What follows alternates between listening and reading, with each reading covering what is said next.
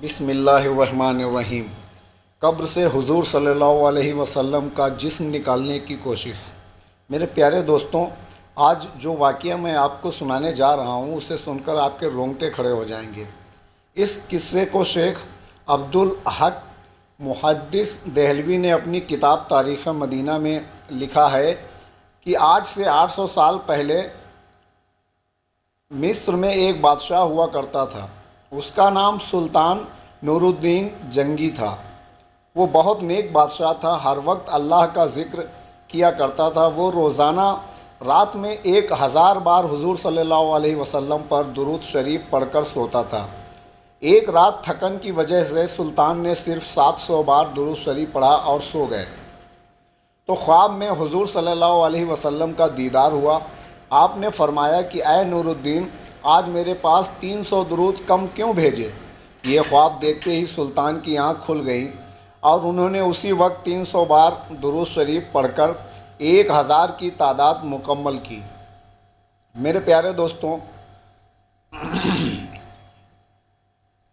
اس واقعے کے کچھ ہی دنوں بعد سلطان نور الدین ایک رات سوئے ہوئے تھے کہ انہیں خواب میں حضور صلی اللہ علیہ وسلم کا دیدار ہوا۔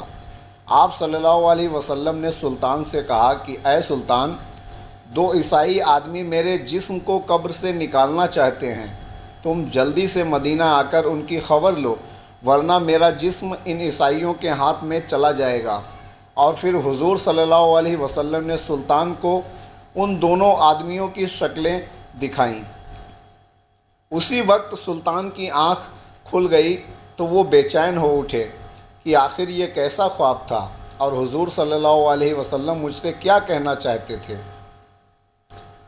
اس کے بعد پیارے دوستوں، بستر سے اٹھے اور وضو کر کے 2 رکعت نماز پڑھی اور پھر لیٹ گئے۔ آنکھ لگ گئی اور پھر خواب میں حضور صلی اللہ علیہ وسلم کا دیدار ہوا۔ آپ فرما رہے تھے کہ سلطان، تم کیوں سو گئے؟ میری بات پر دھیان دو، جلدی سے مدینہ آؤ اور مجھے ان دونوں عیسائی کتوں سے بچاؤ جو میرا جسم نکالنا چاہتے ہیں۔ سلطان پھر گھبرا کر اٹھ بیٹھے۔ اس بار بھی سلطان نے جا کر وضو کیا اور 2 رکعت نماز پڑھی۔ ان کی آنکھ پھر سے لگ گئی اور وہ سو گئے۔ خواب میں انہیں پھر سے حضور صلی اللہ علیہ وسلم کا دیدار ہوا۔ آپ صلی اللہ علیہ وسلم نے تھوڑا سختی سے فرمایا کہ اے سلطان، جلدی سے مدینہ آؤ اور مجھے ان عیسائیوں سے بچاؤ۔ سلطان گھبرا کر اٹھ بیٹھے اور رات ہی میں اپنی ساری فوج کو جمع کیا اور کہنے لگے کہ کچھ نہ کچھ معاملہ ضرور ہے۔ حضور صلی اللہ علیہ وسلم کے جسم مبارک کو کوئی خطرہ ہے، اسی لیے مجھے خواب میں بار بار حضور کا دیدار ہو رہا ہے اور آپ فرما رہے ہیں کہ مدینہ آ کر مجھے ان عیسائیوں سے بچاؤ۔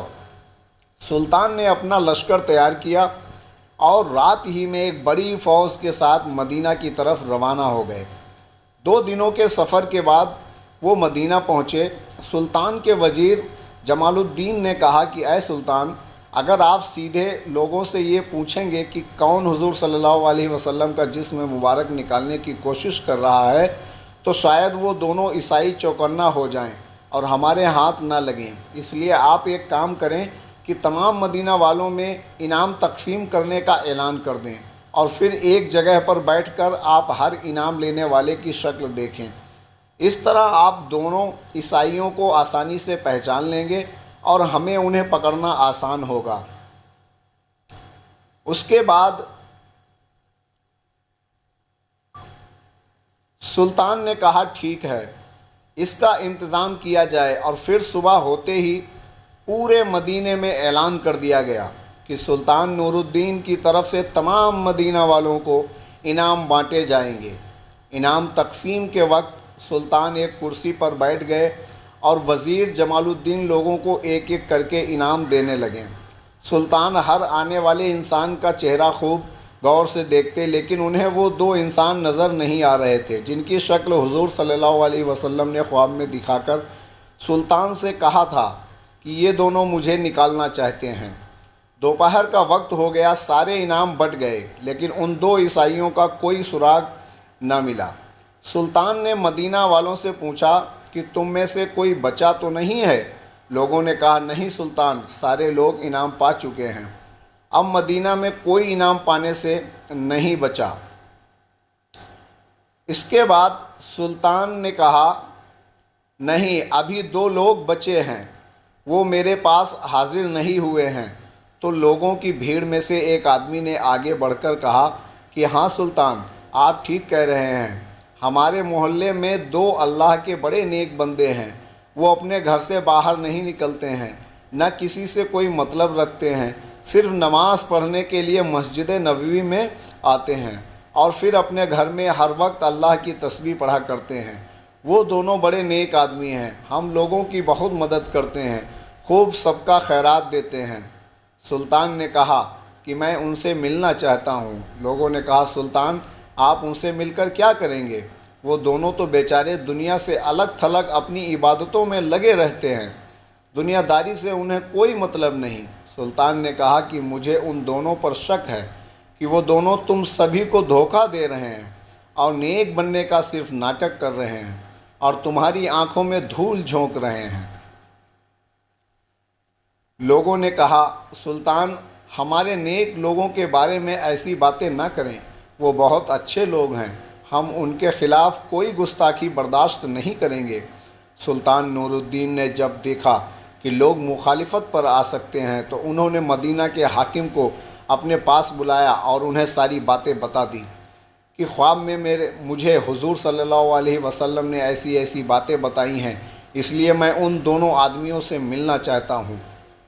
حاکم نے کہا کہ سلطان تم پریشان نہ ہو، میں اس کا انتظام کرواتا ہوں، اور جو بھی مخالفت کرنے کے لیے سامنے آئے گا اسے کڑی سے کڑی سزا دی جائے گی۔ اور پھر سلطان نور الدین مدینہ کے حاکم کے ساتھ ان دونوں آدمیوں کے گھر پہنچے۔ حاکم نے کہا سلطان نے جیسے ہی ان دونوں آدمیوں کی شکلیں دیکھیں تو وہ انہیں پہچان گئے، کیونکہ یہ دونوں وہی انسان تھے جن کی شکلیں حضور صلی اللہ علیہ وسلم نے خواب میں سلطان کو دکھائی تھیں اور فرمایا تھا کہ یہ دونوں میری قبر سے میرے جسم کو نکالنا چاہتے ہیں۔ سلطان نے ان دونوں سے ساری باتیں پوچھی تو انہوں نے صاف انکار کر دیا کہ ہم تو رسول صلی اللہ علیہ وسلم سے بہت زیادہ محبت کرتے ہیں، اسی لیے تو ہم اپنا شہر چھوڑ کر مدینہ میں آ کر رہنے لگے ہیں، ہم ایسا گندا کام کیوں کریں گے؟ سلطان نے کہا کہ تم سچ سچ بتا دو ورنہ میں تمہیں بہت سخت سزا دوں گا۔ ان لوگوں نے کہا کہ اے سلطان، ہم بالکل بے قصور ہیں، تمہیں جو کرنا ہے کر سکتے ہو۔ پھر سلطان نے فوجیوں کو حکم دیا کہ ان کے گھر کا کونا کونا چھان مارو اور ہر چیز ہٹا کر دیکھو کہ کیا کہیں سرنگ کا نشان ملتا ہے۔ فوجیوں نے پورا گھر چھان مارا لیکن کہیں کوئی سراغ نہ ملا۔ سلطان نے خود اندر جا کر ایک ایک چیز ہٹا کر دیکھی لیکن کہیں کچھ نشان نہ ملا۔ اب تو لوگوں نے بھی کہنا شروع کر دیا کہ اے سلطان، یہ تمہاری غلط فہمی ہے، تم ہمارے اللہ والوں کو کیوں پریشان کر رہے ہو؟ مدینہ کے حاکم نے بھی سلطان سے چپکے سے کہا کہ سلطان، مجھے بھی یہی لگتا ہے کہ آپ سے کوئی غلط فہمی ہو گئی ہے، بہتر ہوگا کہ آپ ان دونوں آدمیوں کو چھوڑ دیں ورنہ لوگوں کی مخالفت بڑھ سکتی ہے۔ سلطان بہت زیادہ پریشان ہو گئے۔ اس کمرے میں ایک مصلی بچھا ہوا تھا۔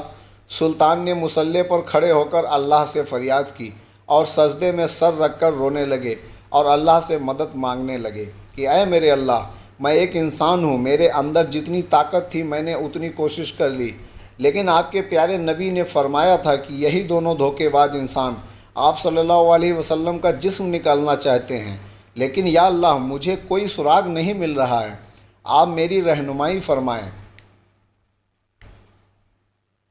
سلطان رو رو کر اللہ سے دعا کر رہے تھے اور مدد مانگ رہے تھے کہ تبھی اللہ کی طرف سے سلطان کے دل میں یہ بات ڈالی گئی کہ اے سلطان، تم نے ان دونوں کے کمرے میں ہر چیز ہٹا کر دیکھ لی ہے، ہر طرح سے تلاشی لے لی ہے، ذرا یہ مصلی بھی ہٹا کر دیکھو جس پر بیٹھے ہو تم، مجھ سے دعا مانگ رہے ہو۔ سلطان تیزی سے اٹھے اور مصلی ہٹا کر دیکھا تو نیچے لکڑی کا ایک پٹرا بچھا ہوا تھا۔ سلطان نے فوجیوں کو حکم دیا کہ یہ پٹرا ہٹاؤ۔ جیسے ہی اس پٹرے کو ہٹایا گیا تو نیچے ایک سرنگ بنی ہوئی تھی۔ سلطان نے ایک فوجی سے کہا کہ جا کر دیکھو یہ سرنگ کدھر کو جاتی ہے۔ فوجی نے اندر جا کر دیکھا تو وہ سرنگ حضور صلی اللہ علیہ وسلم کی قبر کے پاس تک پہنچ چکی تھی اور حضرت عمر رضی اللہ کا انگوٹھا نظر آنے لگا تھا۔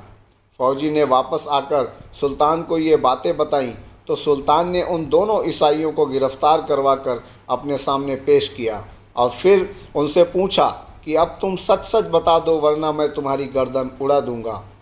ان دونوں نے جواب دیا کہ اے سلطان، ہمیں عیسائیوں کی طرف سے یہاں مدینہ بھیجا گیا ہے تاکہ ہم مسلمانوں کے نبی کا جسم نکال کر انہیں دے سکیں اور اس کے بدلے میں ہمیں بہت سارا انعام دیا جائے گا۔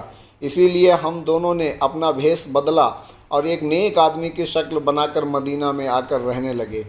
خود پر لوگوں کا بھروسہ بڑھانے کے لیے ہم لوگوں میں خوب صدقہ خیرات کرتے تاکہ کسی کو ہم پر شک بھی نہ ہو سکے۔ جب سبھی لوگ رات میں سو جاتے تو ہم دونوں اس سرنگ کو کھودتے تھے اور اس کی مٹی باہر قبرستان میں قبروں کے اوپر ڈال آتے تاکہ کسی کو پتہ بھی نہ چلے۔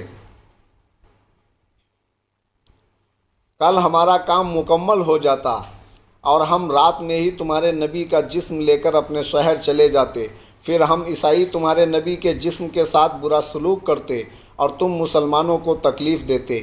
لیکن پتہ نہیں کیسے اے سلطان تمہیں اس بات کی خبر ہو گئی اور ہمارا سارا پلان چوپٹ ہو گیا۔ سلطان نے آگے بڑھ کر ان دونوں کے گریبان پکڑے اور بہت تیز انہیں پیچھے کو دھکا دیا اور پھر وزیر کو حکم دیا کہ ان دونوں کو جانوروں کے ساتھ باندھ کر پورے مدینے میں گھسیٹا جائے اور پھر انہیں پھانسی کی سزا دے دی جائے۔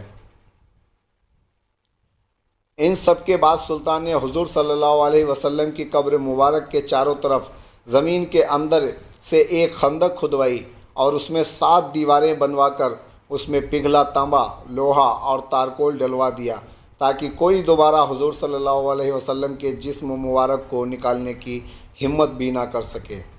کتابوں میں لکھا ہے کہ اس واقعے کے بعد سلطان نور الدین مدینہ کی گلیوں میں رو رو کر اللہ سے کہا کرتے تھے کہ اے اللہ، اتنی بڑی دنیا میں تو نے مجھ جیسے فقیر کو اس عظیم کام کے لیے چنا، اس پر میں آپ کا جتنا شکر ادا کروں کم ہے۔ میرے پیارے دوستوں، آپ کو یہ قصہ کیسا لگا ہمیں کمنٹ کر کر ضرور بتائیں اور ہمارے چینل کو سبسکرائب کریں ایسے ہی سچے واقعات سننے کے لیے اور پانے کے لیے۔ خدا حافظ۔